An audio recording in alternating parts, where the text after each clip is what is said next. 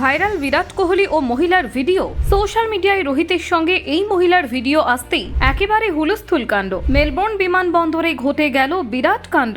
জানেন ঠিক কি ঘটলো? এই ঘটনা দেখলে আপনিও থ হয়ে যাবেন। কিন্তু কে এই মহিলা? আসল ঘটনাটা ঠিক কি দেখুন।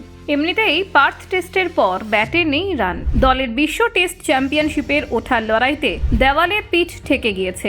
শেষ দুটি ম্যাচ জিততেই হবে। এহেন পরিস্থিতিতে নেট দুনিয়ায় ভাইরাল বিরাট কোহলি ও অস্ট্রেলিয়ার এক মহিলা সাংবাদিকের ভিডিও, যেখানে কোহলিকে ওই মহিলা সাংবাদিককে রাগের মুহূর্তে কিছু বলতে শোনা যাচ্ছে।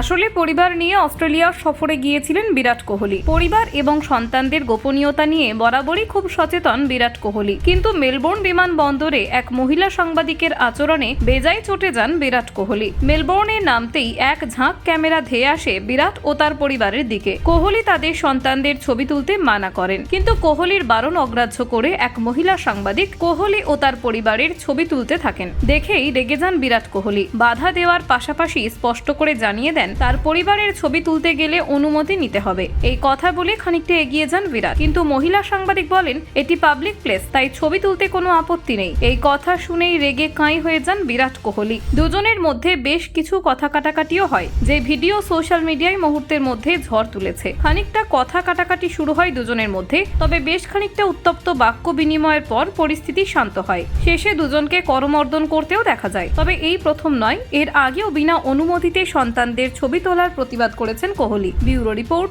HBR news ports.